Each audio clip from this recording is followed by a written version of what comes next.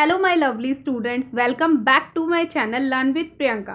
मैं प्रियंका आज की इस वीडियो में आपके लिए लेके आई हूँ class 10th first flight chapter number 5 glimpses of India की शॉर्ट समरी। तो चलिए बिना टाइम को वेस्ट किए हम अपनी शॉर्ट समरी की स्टार्टिंग करते हैं।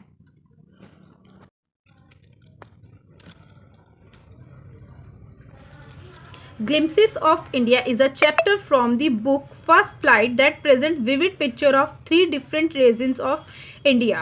Glimpses of India जो चैप्टर है बुक फर्स्ट फ्लाइट बुक का चैप्टर है जो प्रेजेंट करता है तीन अलग अलग जगहों की, इंडिया की जो तीन अलग अलग जगहें हैं उनकी पिक्चर को प्रेजेंट करता है थ्रू 3 शॉर्ट डिस्क्रिप्शन। अब bakers of Goa first part है बेकर्स ऑफ गोवा, सेकंड है Coorg and the tea from Assam. Each part highlights the culture, tradition and natural beauty of India. हर पार्ट में क्या हाईलाइट किया गया है?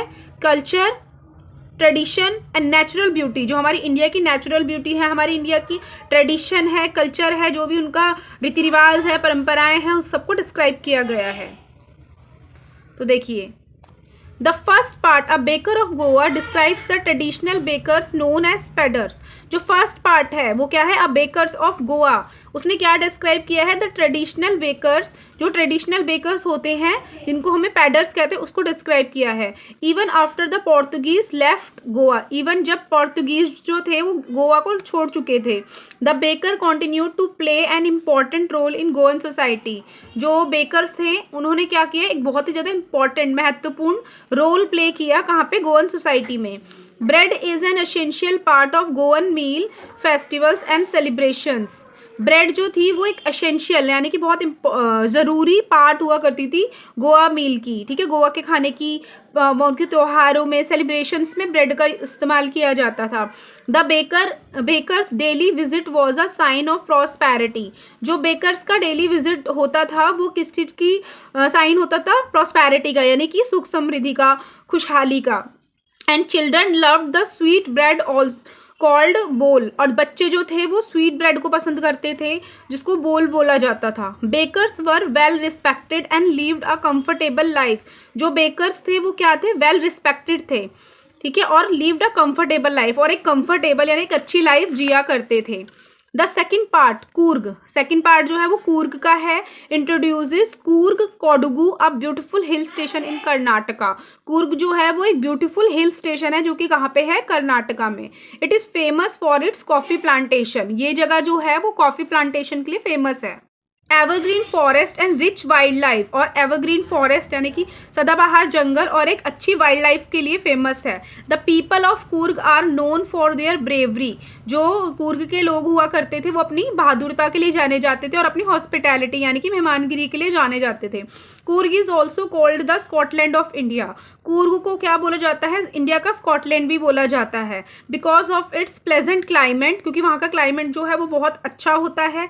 एंड सीनिक लैंडस्केप्स होते हैं, मतलब सीनिक लैंडस्केप होता है, मतलब बहुत सुंदर प्राकृतिक जगह है वो, मतलब घूमने फिरने के लिए।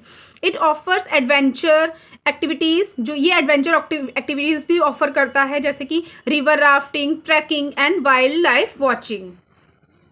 इसका थर्ड पार्ट है, the third part tea from Assam tells us about the tea plantation. जो थर्ड पार्ट है टी फ्रॉम आसाम, वो हमें क्या करती है? टी प्लांटेशन के बारे में बताती है जो कि आसाम में होता है। It explains how T was discovered in India. ये एक्सप्लेन करती है कि इंडिया में किस तरीके से चाय की खोज की गई, and how it became a popular beverage, और वो किस तरीके से एक पॉपुलर बेवरेज यानी पेय पदार्थ बन गया। Vast tea garden spread across, vast मतलब विशाल चाय के गार्डन्स जगह जगह फैल गए असम में। Assam creates a beautiful sight, Assam को एक ब्यूटीफुल साइट क्रिएट कर दिया गया। The chapter also mentions the legend of बौद्ध धर्म related to tea. The chapter also mention, इस चैप्टर में जो हमारे लेजेंड बौद्ध धर्म थे ना, जो चाय से रिलेटेड थे, उनको भी बारे में बताया गया है। Overall glimpses of India celebrate India's unity in diversity by showcasing its rich tradition, natural beauty and cultural heritages. तो ओवरऑल ग्लिम्स ऑफ इंडिया में क्या चीज़ बताई गई है? Unity of diversity. Unity of diversity क्या होता है कि हमारे देश में अलग अलग भाषा है, अलग अलग रीति रिवाज है, परंपराएं हैं, बोली है, पहनावा है, पर फिर भी क्या है, सबके बीच में एक एकता है, इसको बताया गया है। और हमारा tradition, natural beauty and cultural heritage, cultural heritage होती है सांस्कृतिक विरासत जो कि हमें अपने पूर्वजों से मिली है, ठीक है, उसके बारे में बताया गया है। सो बच्चों, ये थी हमारी शॉर्ट समरी। आई होप आप सबको मेरी ये वीडियो अच्छी लगी हो। अगर अच्छी लगी हो so please like, share and subscribe my channel. तब तक के लिए बाय बाय, मिलते हैं अपनी नेक्स्ट वीडियो में।